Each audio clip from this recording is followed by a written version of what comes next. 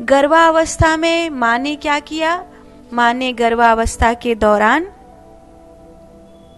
मनमुखी आचरण किया। उसके अवचेतन मन में न जाने कैसे विचार थे, न जाने किस तरह की वो धारणाओं से जी रही थी। अब जो उसके अवचेतन मन में था, जो उसके विचारों में था, जो उसके भीतर में था, वो सब कहीं ना कहीं उसी से गर्भ का जो शिशु है उसकी मन, बुद्धि, चेतना उसी से निर्मित हुई है, जो माँ का अंश है, पिता का अंश है और जो माँ का अंश है।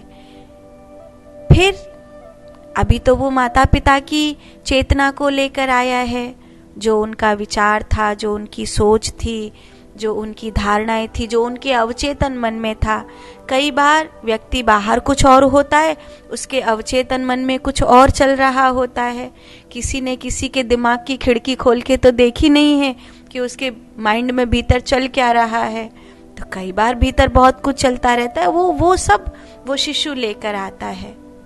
अब वो जब पैदा हुआ तो उस नन्हे से शिशु को, अभी उसने ठीक से आंख भी नहीं खोली थी, हमने फेसबुक पे वायरल कर दिया, हमने व्हाट्सएपों पे भेज दिया, हमने उसकी क्लिप बना बना के, उसकी वीडियो बना बना के इंस्टाग्राम आदि पे अपलोड कर दी।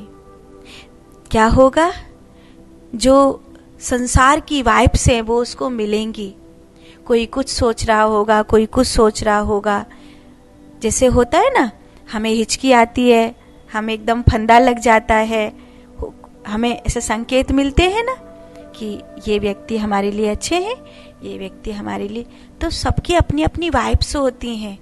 किसी की वाइब्स आशीर्वाद देने वाली होती हैं, किसी की बदवाएं देने वाली होती हैं, कोई हमारे लिए बुरा होता है, कोई हमारे लिए अच्छा होता है।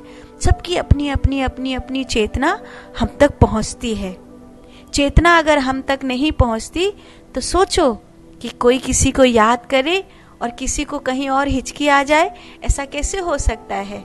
कोई किसी को गाली दे और यहाँ पर उसको फंदा लग जाए, ऐसा कैसे हो सकता है? ऐसा होता है, ऐसा होता है, क्योंकि यहाँ पर हर एक विचार यात्रा कर रहा है, हर एक विचार यात्रा कर रहा है, और यात्रा करते करते करते करते जो विचार जिसके लिए था वो वहां तक पहुंचेगा, वो वहां तक अवश्य पहुंचेगा। इसको विज्ञान की भाषा में टेलीपैथी कहते हैं। तो आपने क्या किया? आपने उसको, अभी वो ठीक से आंख भी नहीं खोल पाया था और आपने उसको वायरल कर दिया। तो बहुत सारे लोगों की बहुत सारी वाइब्स उसके पास तक पहुंचेंगी। फिर वो उन सब से जूझेगा।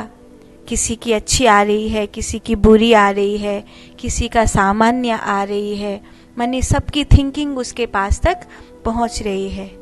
अब वो थोड़ा बड़ा हो रहा है, आप उसके हर खेल कूद को डाल रहे हैं, आप उसको बहुत, और फिर क्या कर रहे हैं? आप उसको सांसारिक बातों में, आप उसको किसी आया के पास रख रहे हैं, आप उसको किसी ऐसे व्यक्ति के पास रख रहे हैं जिसकी ऊर्जा उच्च कोटि की नहीं है। बच्चे कई बार नानी के पास, दादी के पास, और कई बार किसी नौकरानी के पास, आया के पास, दाई के पास। अंतर तो आएगा। कौन से व्यक्ति के हाथों का स्पर्श कैसा है, अंतर तो आएगा। उस व्यक्ति के, सोचो आप कितना तरसते हो, आप किसी महात्मा के पैर छू लो। आप कितनी बार कहते हो कि एक बार अपने आशीर्वाद को मेरे सर पर धर दीजिए, मेरे माथे पर एक बार अपने तिलक की उंगली धर दीजिए। क्या होगा? आपको उस स्पर्श की ऊर्जा मिलेगी। तो उस छोटे से बच्चे को स्पर्श की जब ऊर्जा मिल रही है तो उसकी धारण शक्ति क्या चीज धारण कर रही है? एक तो उस वीर्य को, दूसरा माता की अवचेतन मन की स्थिति को, तीसरा आपने जो दुनिया भर से उसके लिए विचार इकट्ठे किए हैं उनको, तीसरा अभी वो जो अब जो शिशु है उसका जो स्पर्श उसे जो मिल रहा है उसको, और फिर आप उसे खेलने के लिए जो मोबाइल दे रहे हैं उसको, और जो आप विचित्र विचित्र बातें कर रहे हैं उसके सामने उसको, उन सब को झेलते हुए जब वो बड़ा होगा तब वो कैसा इंसान बनेगा